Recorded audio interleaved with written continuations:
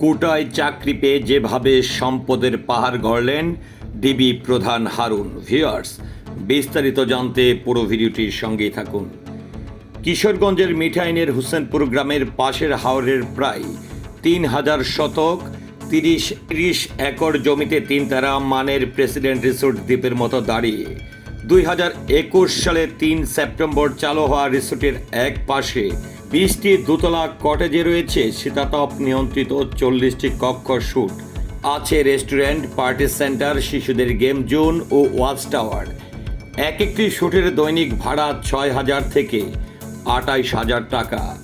Resort এলাকার মাঝে রয়েছে বিশাল আয়তনের একটি দিঘি, এর মাঝখানে হেলিপ্যাড।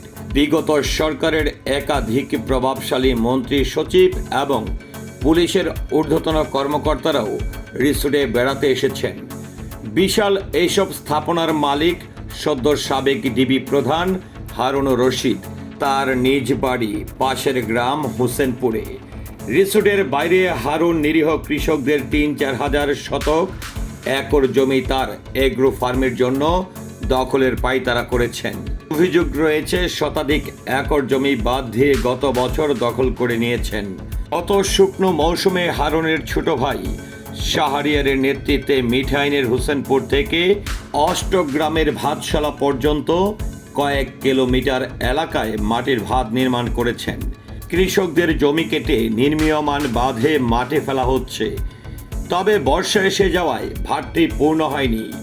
মিঠাইনের একটি গ্রামের ট্রলার চালক বলেন, হারুন সাবুই তো এই তানের এসবের মালিক। মহামান্যরের সম্মান দেখাইয়া নাম রাখছে প্রেসিডেন্ট রিসোর্ট। সঙ্গত মিঠাইন সদরে কামালপুর গ্রামের তৎকালীন রাষ্ট্রপতি মোহাম্মদ হামিদের বাড়ি।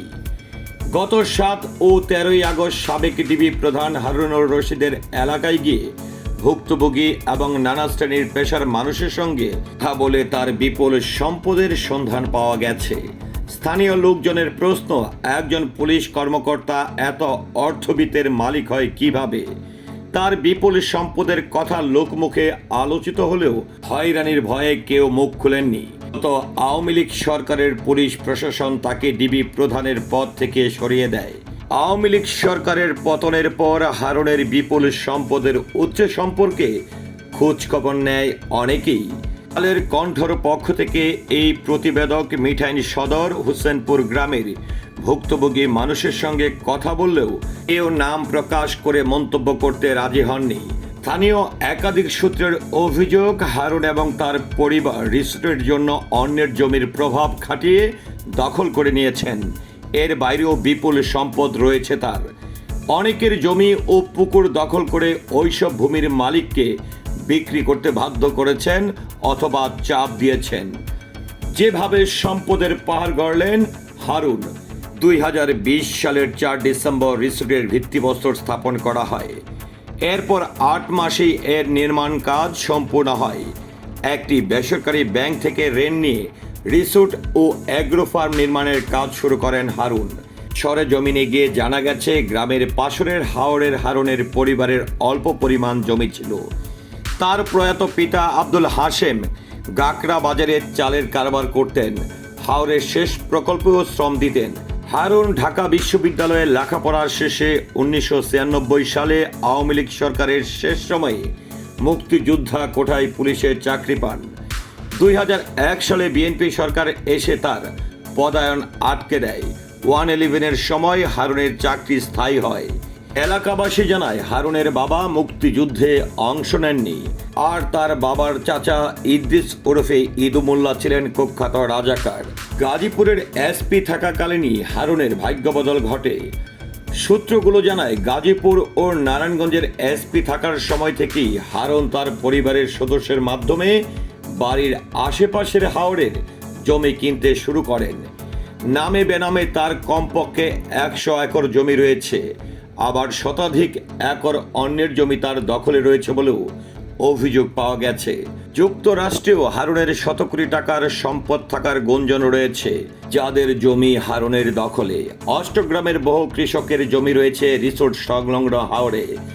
এছাড়া একই হাওরে উজান এলাকায়, বিশেষ করে কিশোরগঞ্জ সদর, কটিয়াদীর ভৈরব সহ বিভিন্ন উপজেলায় হাতিদের শত শত একর জমি রয়েছে। ফসল চাষাবাদের মৌসুমে এসব জমির মালিক এসে হাওড়ে স্থায়ী বাথান গড়ে পুরো চাষাবাদ করেন। জানা গেছে অষ্টগ্রাম ও উজানের কৃষকদের জমি ও খাদ হারুনের এগ্রো ফার্মের জন্য দখল করা হয়েছে। অনেকে বাধ্য হয়ে হারুনের পরিবারের কাছে জমি বিক্রি করেছেন। হারুনের নিজ গ্রাম হোসেনপুর পশ্চিমপাড়ার সৌদি আরব প্রবাসী মানিক মিয়া জানান, গাজীপুর ও নারায়ণগঞ্জের পুলিশ সুপার এসপি থাকাকালীন তার ভাই শাহরিয়ার, কেয়ারটেকার আবুল হাসিম এবং জৌনক গোলাম মাওলা নেতৃত্বে তাদের পরিবারের সদস্যরা হোসেনপুরে প্রায় 5.5 একর জমি 2018 সালে দখল করে নেন, যার বর্তমান মূল্য 2.25 কোটি টাকা।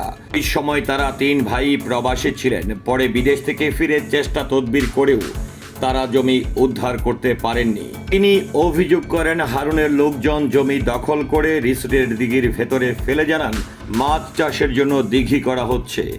পরে জমি ফিরিয়ে না দিয়ে বিক্রির জন্য চাপ দেন। এছাড়া ওই গ্রামের সৈয়দ আলী, ইসলাম উদ্দিন, আব্দুল আলী, ইকবাল হোসেন, ফরিদ মিয়া সহ 10 থেকে 15 জন কৃষকের বেশ কয়েক একর জমি রিসোর্টের আওতায় নিয়ে অবৈধভাবে দখল করে রাখা হয়েছে। অন্তর্বর্তীকালীন সরকারের প্রধান উপদেষ্টার কাছে মানিক মিয়া তাদের জমি ফিরিয়ে দেওয়ার দাবিও করেন। হারুনের কবজায় একজনেরই 25 একর জমি। প্রেসিডেন্ট রিসোর্টের পশ্চিম পাশে অষ্টগ্রাম উপজেলা পরিষদের আওয়ামী লীগের দলীয় সাবেক ভারপ্রাপ্ত চেয়ারম্যান মুস্তাক আহমদ কমলের 6 একরের একটি পুকুর রয়েছে। কমল অভিযোগ করেন, হারুন পুকুরটি দখল করে মাছ চাষ করেছেন। এ নিয়ে প্রতিবাদ করলে তাকে নানাভাবে হুমকি দেওয়া হয়েছে। কালের কণ্ঠকে কমল জানান, তার খাদের চারপাশে আরও 18 থেকে 19 একর জমি হারুনের কবজায় রয়েছে। তিনি বলেন, হারুনের বাঁধের ভেতরে পড়েছে তার আরও প্রায় 7 একর জমি। এছাড়া বাইনা দলিল সূত্রে পাওয়া তার 12 একর জমি হারুন দখল করে নিয়েছে। জমিগুলো অষ্টগ্রামের খলা বাঙ্গুরাইল মৌজায়। 12 আগস্ট রাতে কমলের অষ্টগ্রামের বাড়িতে বসে আলাপকালে তিনি বেদখল হওয়া জমির দলিলপত্র, নকশার দাগ খতিয়ান চিহ্নিত করে দেখান।